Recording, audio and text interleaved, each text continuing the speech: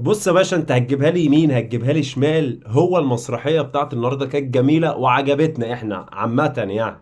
لان احنا عارفين يعني ايه التعامل ما بينكم وما بين نادي فاركو وما بين نادي الاهلي، رؤساء نادي برضك والناس وادارات كده، فالناس ليهم يعني شغل مع بعضيهم، وهو جايب مع بعضيهم، فاهم انت.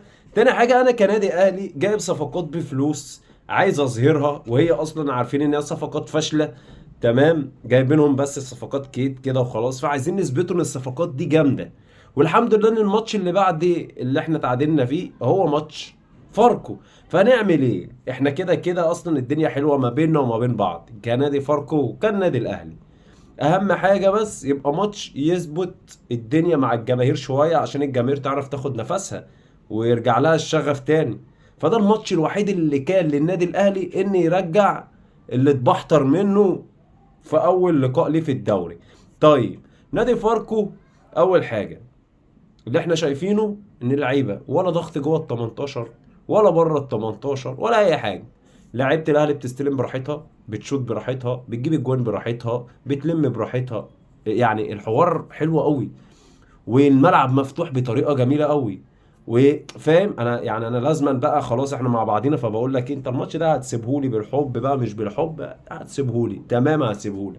طب ايه اللي المفروض نعمله؟ بص يا مدرب، انت هتنزل لنا بن شرقي وزيزو وتريزيجيه والناس الحلوه، كده كده هيجيبوا اهداف وهيظبطوا حالهم.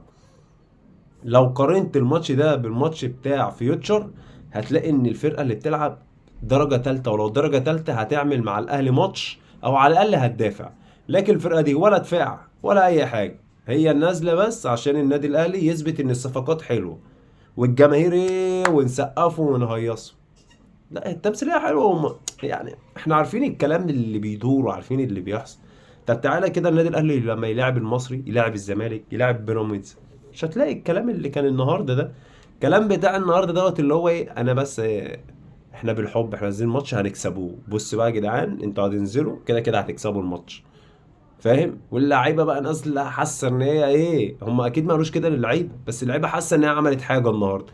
والله العظيم يعني لو بلعب مع اولاد خالتي الاهلي لو بيلعب مع اولاد خالتي واولاد عمتي والعيال الصغيره هيعمل فيهم عليهم ماتش. لكن دفاع، يعني عايز اقول لك بحر بحر ده مفيش. واللاعب يستلم الكرة جوه ال 18 ويشوط ويمرقص. مش ماتش متباع خلاص، ماتش متباع. خلينا احنا بقى بكره ان شاء الله هنوريهم الماتشة بتبقى عامله ازاي. يعني عارف انت يعني ايه ماتش متباع؟ كل الاوائل اللي قاعدين يقول لك ماتش سهل جدا، دي فاركو. السلام عليكم.